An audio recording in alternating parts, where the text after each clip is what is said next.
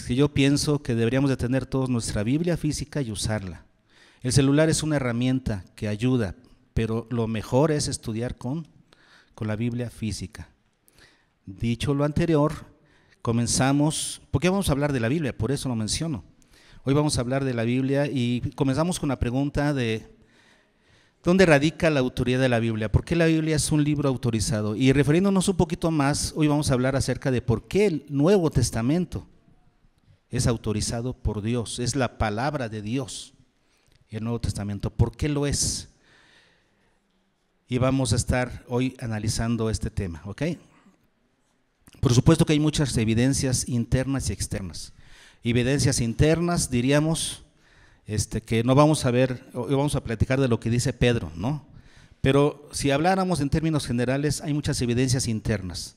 Eso quiere decir, este libro, por ejemplo, no se contradice por ningún lado.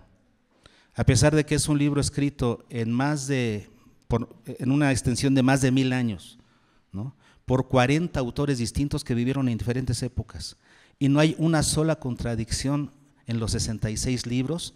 Esta es una evidencia interna de que la Biblia fue inspirada por alguien más, no por hombres, sino por la mente de Dios.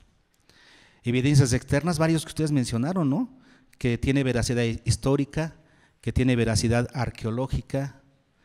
La misma preservación de la Biblia a través de los años es una evidencia de que es el libro de Dios. Muchos libros ya pudieron haberse extinguido, eliminado, se perdieron. La Biblia, a pesar de ser un libro que ha sido muy atacado por muchos y en muchas generaciones, es un libro que se ha preservado. Hay muchísimas evidencias que nos señalan a este como un libro especial, un libro divino, es el libro de Dios. Pero hoy vamos a hablar acerca de lo que dice Pedro. ¿Qué nos dice Pedro para que nosotros sepamos que este es un libro divino, inspirado por Dios? Vamos a verlo. Comenzamos analizando desde el capítulo 1, cómo, si ustedes se dan cuenta, en el capítulo 1, versículos de 3 al 15, el apóstol Pedro les está recordando a los creyentes varias cosas. Por ejemplo, versículo 3, como todas las cosas que pertenecen a la vida y la piedad. Luego dice versículo 4, por medio de las cuales está hablando de esas mismas cosas. Luego dice versículo 8, porque si estas cosas están en vosotros, está hablando de ciertas cosas, ¿verdad? Versículo 9, pero el que no tiene estas cosas, versículo 10, al final, porque haciendo estas cosas no caeréis jamás. Versículo 12, por esto yo no dejaré de recordarlo siempre, estas cosas. Versículo 15 al final, en todo momento tener memoria de estas cosas. Y aquí Pedro está hablando, la predicación de hoy no tiene que ver con esto ya lo prediqué en otra ocasión, estas cosas ya fueron predicadas en otro mensaje, pero tiene que ver con cosas vitales para la vida cristiana, porque dice el apóstol Pedro que si tenemos estas cosas, vamos a poder llevar fruto, el fruto que se espera de nosotros. Dice el versículo 8, porque si estas cosas están en vosotros y abundan, no os dejarán estar ociosos ni sin fruto. Si tú eres una persona que va por la vida cristiana y eres ocioso en las cosas de Dios, y te das cuenta, dices, soy ocioso, y luego no llevo fruto, ¿qué te falta? Te faltan estas cosas. Puedes ser un cristiano y no está llevando fruto.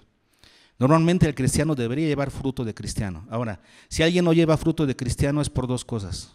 Es porque no lo es, o es porque siendo cristiano no tiene estas cosas. No está en la palabra. No se le han recordado estas cosas. Luego dice el versículo 10, por lo cual, hermanos, tanto más procurad hacer firme vuestra vocación y elección, porque haciendo estas cosas, ¿qué? No caeréis jamás. Te mantendrás en la fe. No habrá peligro de que caigas jamás si te mantienes en estas cosas. Y luego dice el versículo 11, porque de esta manera, haciendo estas cosas, os será otorgada amplia y generosa entrada en el reino eterno de nuestro Señor, en el cual ya estamos. porque Cristo vino a instaurar el reino de Dios y los que hemos creído en Cristo ya estamos viviendo en el reino de Dios, ¿cierto? Ya fue instaurado. No ha sido consumado, ciertamente, porque se consumará el reino cuando Él venga. Pero el reino de Dios ya fue inaugurado. Y nosotros los que hemos creído vivimos en el reino de Dios. Entonces dice aquí, tendremos generosa y amplia entrada al reino de Dios. Son cosas necesarias. Si ustedes se dan cuenta, aquí Pedro nos habla como si conociera el secreto de la vida cristiana. Y es que lo conoce. Él sabe los secretos de la vida cristiana. Y por eso dice el apóstol Pedro, por esto, versículo 12, yo no dejaré de recordaros siempre estas cosas. O sea, como estas cosas son tan importantes, tan vitales para la vida cristiana, yo no voy a dejar de recordarles estas cosas. Y vean lo que sigue. Dice, aunque vosotros las sepáis y estéis confirmados en la verdad presente. O sea, aunque ustedes ya la sepan, tiempo perfecto, o sea, ustedes realmente sí lo saben. Os estéis confirmados, tiempo perfecto, ya están confirmados en esa verdad eterna. Aunque ya lo sepan y están confirmados en ellas, ¿qué dice Pedro? Yo no dejaré de recordárselos. Este es el trabajo del pastor. Este es el trabajo del maestro cristiano. Nuestro trabajo no es inventar cosas nuevas, es recordarles lo que ya saben. Todas las predicaciones que nosotros tenemos aquí los domingos son cosas que ustedes ya saben. Simplemente es un acto de recordarles estas cosas, a menos que sean nuevos en la fe, y entonces para ustedes sí es novedoso, es algo nuevo, pero para otros es simplemente un recordatorio. El trabajo del predicador y del maestro tiene que ver con recordar. Y dice Pedro, yo se los voy a recordar, aunque ya lo sepan y estén confirmados en ello. Es que no me levanten la mano y digan, pastor, eso ya me lo sé, ya no me lo predique, por favor. No importa que te lo sepas. Muchos niños allá en la clase, ¿verdad? Esa historia ya me la sé, maestra. Pues ahora la vuelves a escuchar, porque vas a aprender algo nuevo. Vas a ser afianzado en algo diferente.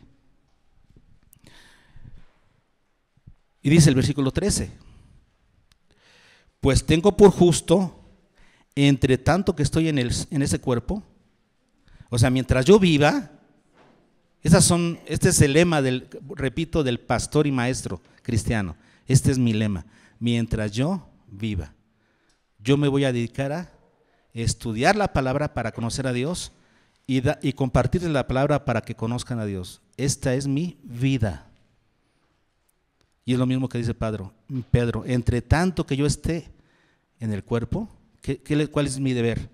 Despertaros con amonestación, despertarlos. Y luego aquí la palabra amonestación es la misma palabra que arriba, que es la de recordatorios. Despertarlos con recordatorios, recordándoles las cosas importantes de la vida cristiana. Esto es lo que Pedro está diciendo. Y más aún, dice Pedro, versículo 14, sabiendo que en breve debo abandonar el cuerpo. Pedro sabía, por indicación de Dios, de que le quedaba poco tiempo de vida. ¿Cuánto más no voy a dejar de recordarles estas cosas? Y por eso también dice el apóstol Pedro, versículo 15, también yo procuraré con diligencia que después de mi partida, o sea, después de que yo muera, dice Pedro, vosotros podáis en todo momento tener memoria de estas cosas. Ah, caray, ¿cómo le vas a hacer, Pedro? ¿Nos vas a venir a jalar las patas, a quitar la cobija? No, porque los cristianos no creemos en fantasmas. ¿A qué se refería Pedro aquí? Dejarlo por escrito. Me voy a asegurar de que ustedes puedan tener memoria de estas cosas, o sea, las puedan recordar constantemente. ¿Saben qué lo voy a hacer? Dejárselas por escrito. Y escribió primera, segunda de Pedro, y entre otras cosas más. Lo dejó por escrito. Ahí está el valor de este hombre que, conociendo los secretos que sabía, él conocía los secretos de la vida cristiana, no se los quedó. ¿Qué hizo? Primero, durante toda su vida los estuvo compartiendo. Y después dijo, y cuando yo me vaya, ¿qué? Lo voy a dejar por escrito, para asegurarme que ustedes puedan tener memoria de estas cosas. Y aquí tenemos, hermanos, ese mismo pensamiento de Pedro lo tenían los demás apóstoles. Y por eso tenemos el Nuevo Testamento. Por eso lo tenemos por escrito, gracias a ese pensamiento de estos hombres de Dios. Ahora,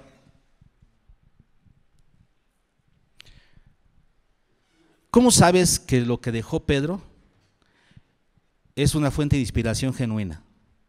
¿Cómo sabes que no se equivocó, que no es falso lo que está aquí escrito? ¿Cómo lo sabemos?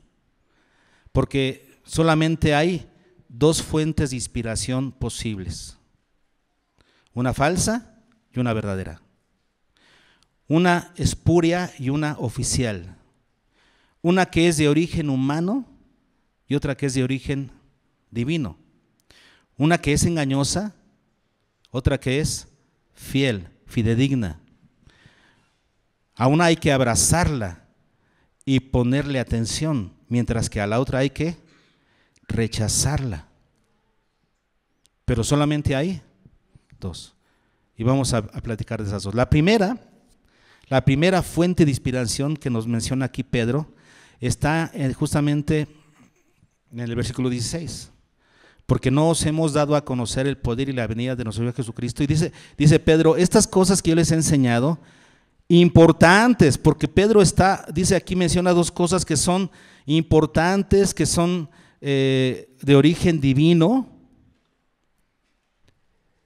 que son para la vida cristiana, el poder y la venida de nuestro Señor Jesucristo. Fíjense los temas que Pedro había estado enseñando, el poder y la venida de nuestro Señor Jesucristo. Y dice Pedro, estas cosas que yo les enseñé, estas doctrinas importantes cristianas, ¿qué dice qué? No se las enseñé, ¿qué? Siguiendo fábulas artificiosas. Esta es la primera fuente, la fuente falsa, la fuente espuria, la fuente de origen humano, la fuente engañosa a la que hay que rechazar. Es las fábulas ¿qué? Artificiosas. Así las califica el apóstol Pedro. Esas, repito, falsas, de origen humano, engañosas, hay que rechazarlas. Y dice Pedro, esta enseñanza que yo les he dado importante para la vida cristiana, que es el poder y la venida de nuestro Señor Jesucristo, que son temas que ha estado tratando en su primera carta y también está tratando en la segunda carta. Estos son los temas que él está tratando y él dice, estos temas importantes no se los he enseñado siguiendo fábulas artificiosas. ¿Qué son las fábulas artificiosas? Primero, ¿qué es una fábula? Es un cuento, un relato, una historia con una moraleja. Pero ¿cuál es la característica de esa fábula? Que usa animales que hablan, por ejemplo. Cosas que no son reales, exactamente. Una fábula tiene que ver con cosas que no son reales y que al final pueden dejar una enseñanza. Bueno, esa es la definición de la palabra fábula que nosotros entendemos. Pero ¿saben qué palabra utiliza aquí el texto? La palabra griega mutos, que es donde viene mito. Un mito. ¿Y qué es un mito? Esa palabra mutos se traduce como misterio secreto. Son relatos misteriosos o relatos secretos. Y la otra palabra artificiosa, ¿saben qué palabra griega es? La palabra sofiso, de donde viene Sofía, o sea, sabiduría. Está hablando de mitos sabios o ingeniosos. Vamos a explicarlo un poquito más, para que veamos a qué se está refiriendo Pedro. Cuando Pedro está hablando de mitos, como ya dijimos, está hablando de relatos misteriosos o secretos. Yo veo a muchos predicadores queriendo sacar de la palabra relatos así misteriosos. Tratan de buscar a lo muy profundo y luego no sé cómo lo hacen para imaginar cosas que son fabulosas, que son sensacionalistas del texto, imaginando cosas que el texto podría decir, pero no dice. Y entonces lo manejan como una revelación que Dios les dio, una revelación muy profunda de algo que no es claro en la Escritura, pero ellos lo manejan como un misterio. Entonces es un relato de un misterio que Dios me ha revelado. Y así nos estudia la Biblia, porque la Biblia debiera ser clara para todos, no nomás para unos cuantos. Mitos entonces se refiere a buscar misterios profundos en la palabra que no existen, y para lo cual tenemos que forzar a la Escritura, sacarla de su contexto original, para forzarla a que diga algo que nosotros estamos buscando para ser más sensacionalistas, para causar sensación en las personas que nos están escuchando. Tengo que decir algo nuevo para que la gente, y algo sensacional. Así es que le inventamos y sacamos los textos de su contexto. Esos son mitos, a eso se refiere la palabra mitos. No entienden estas personas lo que dice el versículo 20, entendiendo primero esto, y estas personas no entienden esto. ¿Qué es lo que hay que entender? Que ninguna profecía de la Escritura es de interpretación privada. Eso quiere decir, nadie puede decir, a mí Dios me inspiró algo que a ustedes no. Como soy tan ungido, soy el ungido del Señor, Dios me reveló algo que ustedes no tienen la capacidad de ver. Así es que me fui a lo profundo, Dios me dio de su Espíritu Santo, me dio una inspiración especial, y aquí les traigo algo directamente de Dios. Me lo dio a mí para compartirlo a ustedes, porque ustedes no lo pueden ver, imposible que lo puedan ver en la Escritura. Ninguna Escritura es de interpretación privada. Lo que está en la Biblia lo pueden entender todos por igual. Nos ha pasado ahora en Aprendiendo Juntos, ¿no? Que estamos estudiando un párrafo de la Biblia y vemos algo que no habíamos visto, ¿se dan cuenta? Y a lo mejor los directores de Aprendiendo Juntos los dirigen para que digan, sí es cierto, ahí estaba, no lo había visto, pero ahora lo puedo ver, porque ahí está. Lo que sucede es que aprendimos a observar el texto, aprendimos a darle importancia a la observación a cada palabra, y a la hora de hacerlo, de observar y observar, ¿qué sucede? Lo encontramos. O a lo mejor alguien lo dijo y los demás dijimos, sí es cierto, ahí está. Bueno, todos tenemos la capacidad de verlo. El problema es cuando eso que dice el maestro o el predicador solamente lo ve él. La palabra no es de interpretación privada. Todos podemos ver lo mismo. Claro, lo que hay que hacer es estudiar. Si no estudias, no lo ves. Tienes que adquirir el hábito de estudiar la palabra.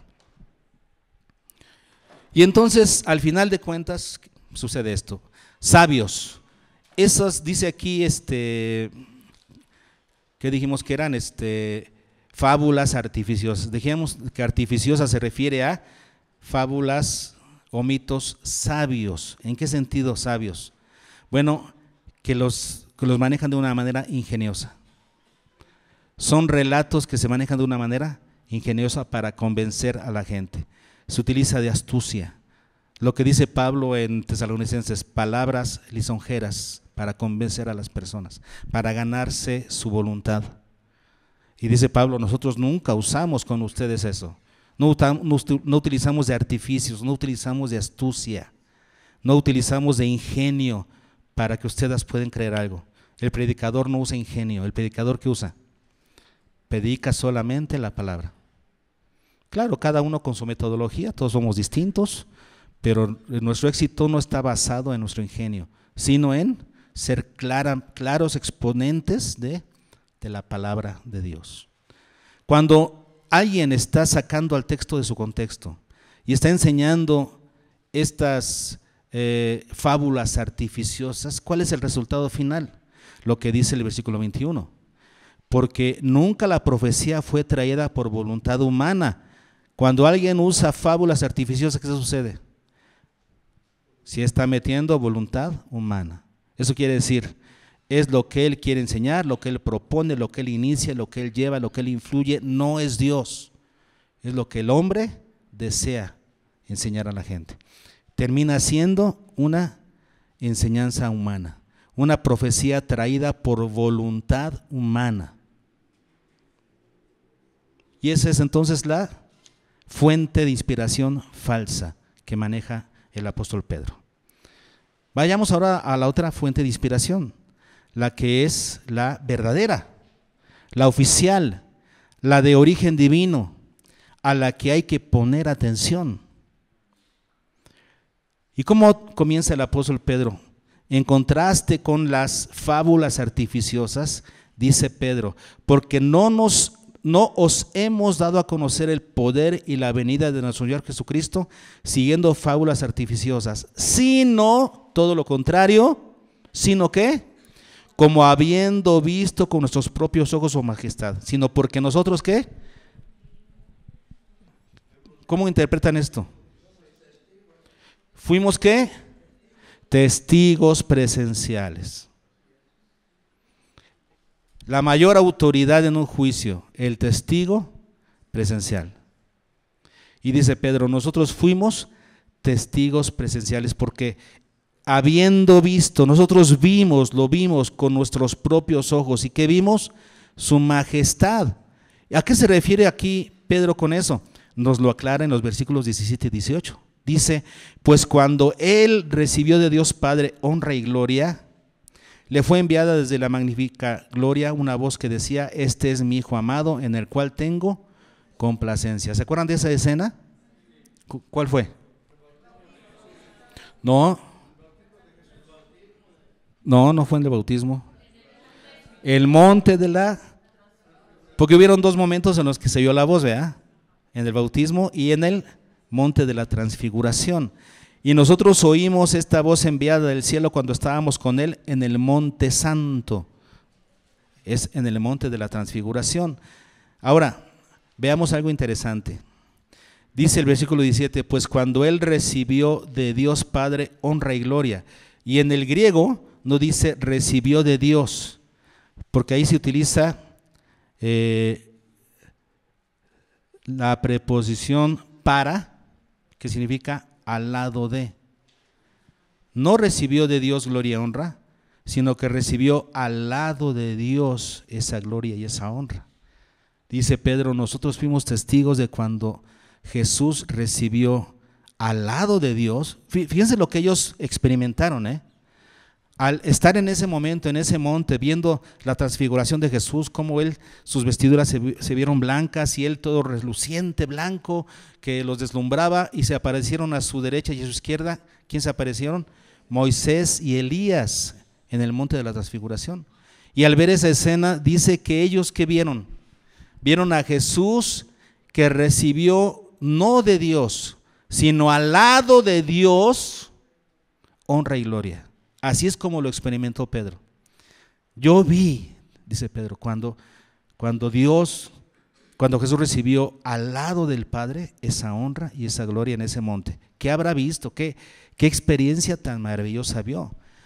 ¿Qué es lo que le da veracidad a lo que Pedro ve, a lo que Pedro escribe o a lo que Pedro enseñó? Pues que él lo vio, que él estuvo ahí, que fue testigo presencial. Ahora, en el monte, si vamos a Mateo 17 del 1 al 5, ahí está la escena de la transfiguración, y si quieren vamos para allá para que la veamos. Mateo 17.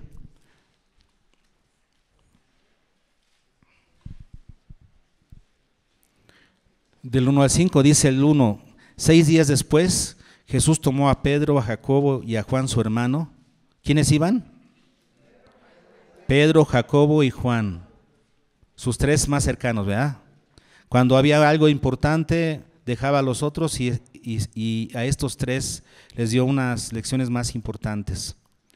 Y los llevó aparte a un monte alto y se transfiguró delante de ellos y resplandeció su rostro como el sol y sus vestidos se hicieron blancos como la luz. Y he aquí les aparecieron Moisés y Elías hablando con él.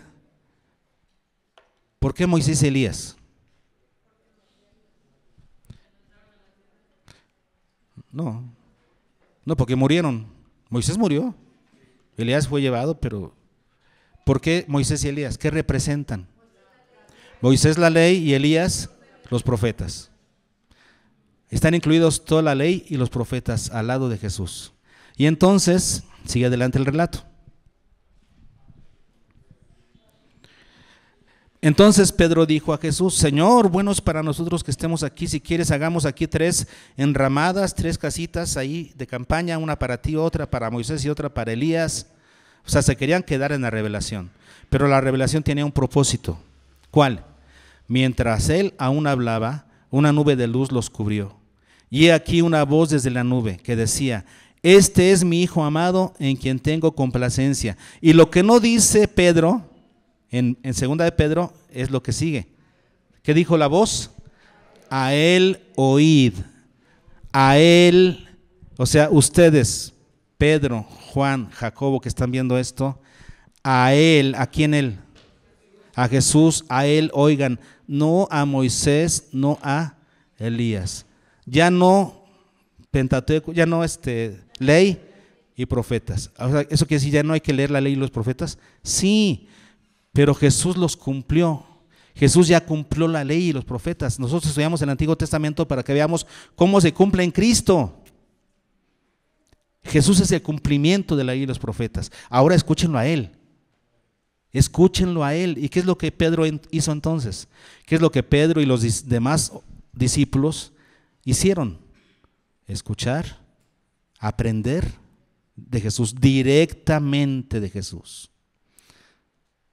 Esto es lo que le da autoridad a ellos. Por eso, versículo 21, segunda de Pedro 1:21, que dice: porque nunca la profecía fue traída por voluntad humana, sino que los santos hombres de Dios hablaron siendo inspirados por el Espíritu Santo. Pedro y los demás que escribieron tanto el Antiguo como el Nuevo Testamento, ¿qué sucedió? Fueron inspirados por el Espíritu Santo. Ahora, en el caso de los apóstoles, ¿en qué consistió parte de esa inspiración? Si leemos en Juan 14:26, el Señor Jesús está hablando de la venida del Espíritu Santo. Todavía no venía sobre las personas porque el primer consolador todavía estaba con ellos, Jesús. Pero dice Jesús: yo me voy, yo he sido su primer consolador, el que estoy con ustedes, Paracletos, el que está al lado de ustedes. Yo he estado al lado de ustedes, fui el primer consolador, pero dice: pero les enviaré otro consolador. ¿A quién se estaba refiriendo? Al Espíritu Santo. Y dice en Juan 14:26, mas el consolador, el Espíritu Santo, a quien el Padre enviará en mi nombre, Él os enseñará todas las cosas. ¿A quién? A los discípulos, que serán sus apóstoles. A ellos le está diciendo. Este texto muchos lo malentienden y dicen: no hay que estudiar la Biblia porque en el momento que tú vayas a predicar, el Espíritu Santo te va a revelar lo que tienes que decir. Ese está mal aplicado, porque aquí Jesús le está hablando a sus discípulos y les está diciendo que el Espíritu Santo les iba a recordar a ellos que todo lo que yo os he dicho. ¿Cómo es posible que el Espíritu Santo nos recuerde a nosotros que no escuchamos lo que Él dijo?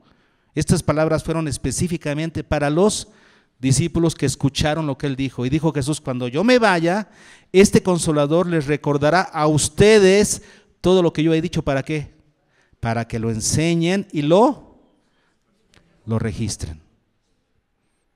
¿En dónde radica la autoridad de la enseñanza de los apóstoles?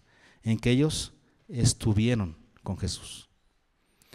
Ahora, si repasamos el Nuevo Testamento para ver esa autoridad, ¿en dónde está? En los que la recibieron. Por ejemplo, podemos analizar el Nuevo Testamento. Mateo, ¿discípulo o no? ¿Sí fue discípulo Mateo o no? ¿No? Sí. Mateo pues era el publicano. Mateo fue discípulo de Jesús. Mateo. ¿Marcos? No. Marcos no fue discípulo de Jesús. Marcos era el sobrino de Esteban, ¿no? De Bernabé, perdón. Sobrino de Bernabé. Cuando Pedro fue encarcelado, las reuniones donde la gente estaba orando fueron en la casa de Juan Marcos, el sobrino de Bernabé. Y cuando Pablo comienza su primer viaje misionero, su segundo viaje misionero, Bernabé se quiso llevar a su sobrino y Juan Marcos los abandonó al inicio del viaje. Y Pablo lo vio como una traición tremenda. Sin embargo, después, ¿qué sucede? Si ustedes ya siguen estudiando sobre la vida de Juan Marcos, para empezar, Bernabé se lo lleva para Chipre. Después regresan de ese viaje misionero y Juan Marcos se hace discípulo de Pedro. ¿Quién discipuló a Juan Marcos? Pedro. Eso quiere decir, todo lo que Marcos escribe es de su cosecha, es todo lo que aprendió directamente de Pedro. Por eso está autorizado. Lucas, ¿fue apóstol? ¿Fue discípulo? No, pero fue compañero de Pablo en los viajes misioneros. Lucas es el doctor, ¿no? Lucas es el doctor del que habla mucho Pablo, y fue el escritor del Evangelio de Lucas y del libro de los Hechos. ¿De dónde aprendió él? De Pablo. Ahora, hablando de Pablo, a ver, ¿Pablo estuvo con Jesús? ¿Y por qué es autorizado? Dos razones. Porque él dice que él recibió su evangelio por revelación de Dios. ¿Y ya le creemos por eso? No. Porque en el libro de los Gálatas, Pablo dice que él, cuando ya tuvo su evangelio estructurado, se lo presentó a Pedro y a Jacobo, columnas de la iglesia de Israel. Y ellos, dice, me dieron la mano de compañerismo diciendo, está bien tu evangelio, tú predícalo a los gentiles y nosotros a los judíos. Eso quiere decir, Pablo no estuvo con Jesús, pero recibió el evangelio por revelación y se lo acreditaron los apóstoles. Ellos le acreditaron el evangelio que predicaba, le dijeron, perfecto, estás bien, todo lo que estás predicando es lo que Jesús enseñó, sigue adelante. Toda la acreditación tiene que venir de los apóstoles. Luego tenemos todas las cartas de Pablo, bueno, luego tenemos Hebreos. ¿Quién escribió Hebreos? No hay seguridad. Algunos dicen que pudo haber sido Pablo, otros que pudo haber sido Apolos. Lo cierto es que cualquiera de ellos dos es lo mismo, ¿no? Apolos, ¿de quién fue discípulo? De Priscila y Aquila. ¿Y quién los discípuló? Pablo. Ahora, si él fue revisado por los apóstoles, su enseñanza está bien, porque a final de cuentas, ¿quién acreditaba el Nuevo Testamento? ¿Quién lo acreditó? Las iglesias, que verificaban que era de acuerdo a la enseñanza apostólica. Toda enseñanza del Nuevo Testamento tiene enseñanza apostólica. Tenemos Pedro, tenemos Juan que escribió su evangelio y escribió primera, segunda, tercera de Juan, son apóstoles. Apocalipsis lo escribió Juan. Ahora Jacobo, Santiago, el libro de Santiago, ¿lo escribió quién? Jacobo, el hermano del Señor. ¿Era discípulo? No, pero después se convirtió, ¿no? Y vamos al mismo punto. ¿Quién acreditó esa enseñanza? Los apóstoles, claro. Y Judas, ¿quién era Judas? El que escribió, ¿quién? El hermano de Jacobo, no el discípulo, el hermano de Jacobo, hermano del Señor. O sea que Jacobo, o sea Santiago y Judas eran hermanos de Jesús. Y eso no los acredita como autores, sino que sus enseñanzas fueron acreditadas por los apóstoles. Y al final de cuentas por la iglesia, que acreditó que esas cartas tenían contenido apostólico. El apóstol Pedro entonces dice, ¿no? Dice, porque nosotros vimos con nuestros propios ojos su majestad.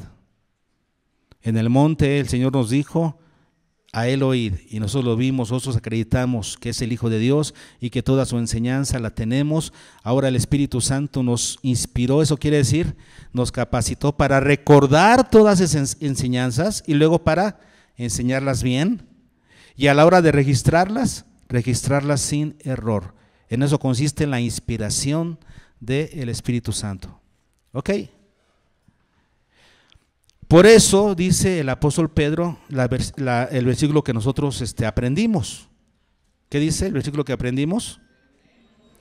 Tenemos también la palabra profética más segura. ¿Por qué puede decir Pedro eso?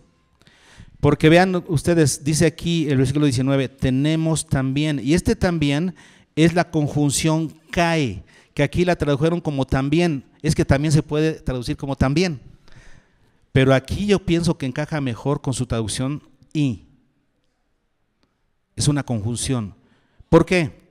Porque lo que Pedro está diciendo, y tenemos la palabra profética más segura, ¿por qué? Por lo que dije antes. Porque nosotros lo vimos, lo oímos, y el Espíritu Santo nos capacitó para ello, nos inspiró para ello.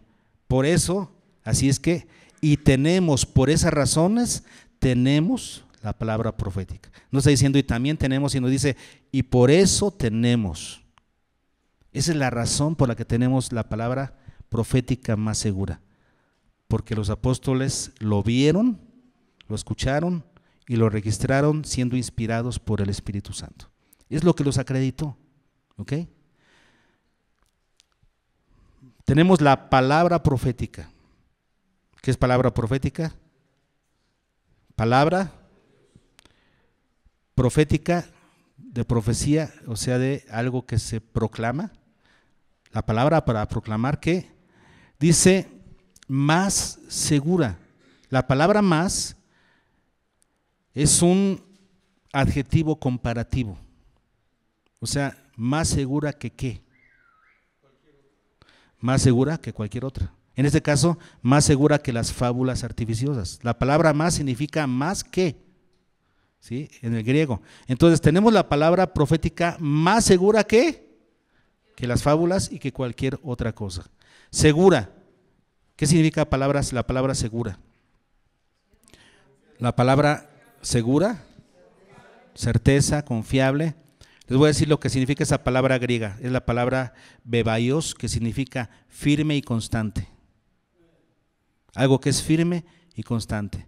Está diciendo Pedro, esta palabra profética que nosotros enseñamos es la más segura, o sea, la más firme, la más constante. ¿Qué significa firme? Que no se mueve. No, entonces, es algo que no lo puede mover, ningún ataque lo puede mover, nadie la puede desvirtuar. Resiste cualquier tipo de ataque. Eso es firme.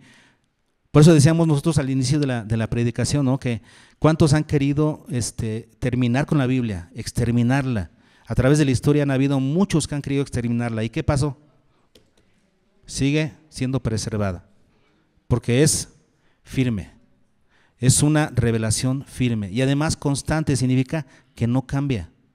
No está cambiando cada año el proceso como los papas que dicen que hablan ex cátedra y de parte de Dios, inspirados por Dios, lo que ellos dicen, eso es voluntad de Dios. Pues sí, pero llega otro papa y niega lo que dijo el anterior, y luego llega el otro y niega lo que dijo el anterior. Entonces, ¿y dónde está ahí la credibilidad? No hay credibilidad. Esta palabra es constante, no cambia. Y justamente es el valor de que la tengamos por escrito. No cambia. Pasan los siglos y seguimos creyendo lo mismo. Hoy en día creemos lo mismo que Pedro, lo mismo que Pablo, porque es una palabra constante. Tenemos la palabra profética más segura. Por eso dice aquí, a la cual hacéis bien, y aquí la palabra significa hacéis excelentemente bien. ¿En qué? En estar atentos. Si tú estás atento a la palabra, haces algo excelentemente bien, haces bien. en estar atentos, o sea, en ponerle atención. Y yo quisiera preguntarte, ¿a qué le pones atención hoy en día en tu vida? Porque harías bien en ponerle atención a la palabra en vez de al celular. Porque el celular lo ocupas mucho. El celular ocupa muchas horas de tu día y no inviertes nada en estudiar la Biblia. Luego te quejas de por qué no conoces la voluntad de Dios, de por qué vives una vida cristiana raquítica, por qué no llevas fruto, porque no te alimentas de la palabra. Porque estás con el celular 3, 4 horas. El celular deberías de limitarlo. Está bien el celular, es una herramienta y lo que tú quieras. Bueno, ponle límites, porque todo me es lícito, pero no me dejaré dominar de ninguna cosa. Si no le pones límites al celular, si te duermes a las 3, 4 de la mañana por estar viéndolo, si en vez de estar leyendo la Biblia estás viendo el celular, ahorita leo la Biblia, no, ya te quedaste 2, 3 horas y entonces, ay no, ya tengo que hacer otra cosa. Nunca tienes tiempo para la Biblia. La Biblia no tiene tu atención. ¿Y qué dice Pedro? A la cual haces bien en estar atento, haces bien, harías bien en ponerle atención a la Biblia. Luego, el apóstol Pedro nos dice un ejemplo de cuál es el valor de ponerle atención. Dice aquí, haces bien en estarle atento, dice, como a una antorcha. Yo te preguntaría, ¿ponerle atención a la Biblia como qué? Explícamelo un poquito mejor. ¿Cómo sería ponerle atención a la Biblia? Y Pedro nos responde, como a una antorcha que alumbra en lugar oscuro. En el mundo que vivimos hay tinieblas, vivimos en un lugar oscuro. La ilustración mejor para esto es un faro, ¿no? Que alumbra para que el barco que viene navegando en una tormenta puede ver a lo lejos la luz y dice, es por ahí, ya vi el faro, ya lo vi el faro, dando vueltas, ese es el lugar, vamos para allá. El barco estaba perdido. El barco sin el faro no hubiera sabido para dónde ir, pero ve el faro iluminando y ¿qué hace? Se encamina hacia allá. Como a una antorcha, así deberías de ponerle atención, porque vives en un mundo de oscuridad. Sin la palabra de Dios no sabrías a dónde ir, estarías totalmente perdido. No sabrías llegar a casa, no sabrías llegar al cielo. Si no tomas en cuenta la palabra diariamente, si no le pones atención a la palabra, ¿cómo estás? Estás perdido, estás en oscuridad. Así dice Pedro que deberíamos de ponerle atención como a una antorcha en lugar oscuro. Y la otra pregunta que salta aquí que nos responde Pedro, ¿y hasta cuándo? ¿Hasta cuándo tenemos que utilizar la Biblia como una antorcha en lugar oscuro? ¿Hasta cuándo? Y el mismo Pedro nos responde, ¿hasta qué? Hasta que el día esclarezca. O sea, cuando ya no andemos en la oscuridad de este mundo. ¿Cuándo va a ser eso? Hasta que venga nuestro Señor Jesucristo.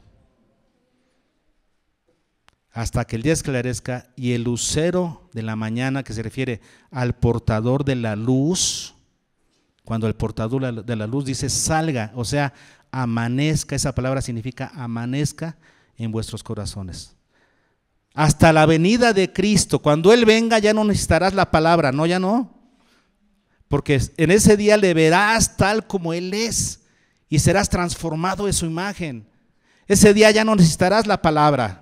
Cuando estés delante de Él, serás transformado y la Biblia se habrá cumplido en ti.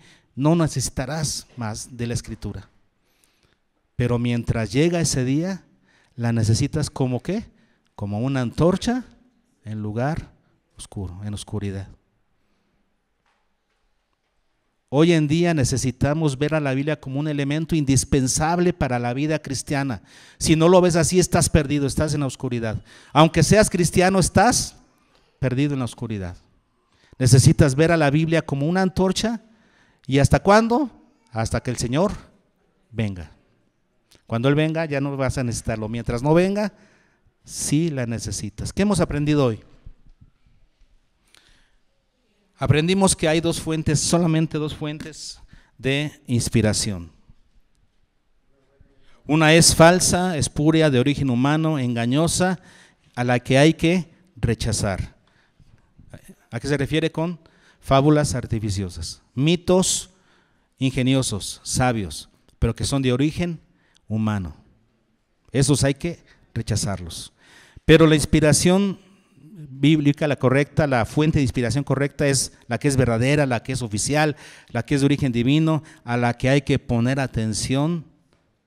Esta última encuentra su vindicación en el hecho de que procede de personas que vieron a Jesús, que lo oyeron, que aprendieron de él. El Espíritu Santo les recordó todo lo que Jesús había enseñado y los inspiró para registrarlo de manera veraz. Ellos son los que trajeron la revelación oficial de Dios. La enseñaron oralmente y luego nos la dejaron por escrito. Llegará el día en que no necesitemos de la palabra. Sí, llegará el día en que no lo necesitemos. Pero mientras el Señor no venga, la necesitamos. Como a una antorcha que alumbra en lugar oscuro. Hermanos, estudiemos la palabra. De hecho, Aprendiendo Juntos ya inicia la próxima semana. Anótense, los que habían dejado de asistir, asistan, reintégrense a su grupo, estudien la palabra por el amor de Dios y aprendan y manténganse iluminados por la voluntad de Dios en medio de un mundo de oscuridad. Pueden pasar los músicos. Yo equiparo esta experiencia de estar estudiando la palabra, la equiparo con lo que dice Jeremías 23:18, estar en el secreto de Jehová. Dice, Jeremías habla de ciertas personas que hablaban en nombre de Dios, pero hablaban de su propia imaginación. Y dice, ustedes no han estado en el secreto de Dios y quieren hablar en su nombre. Y les prohibió Dios, dice, que no hable más diciendo palabra de Dios. Dios dice que nadie diga, en esa época lo prohibieron por el abuso que había de personas que decían, Dios dijo, y Dios no había dicho nada. Cuando nosotros estudiamos la palabra podemos decir, Dios dice, ahí sí, porque lo estudiaste, lo sabes, estuviste en el secreto de Jehová, lo sabes. Si no, entonces vives en oscuridad. Pónganse de pie, vamos a cantarlo.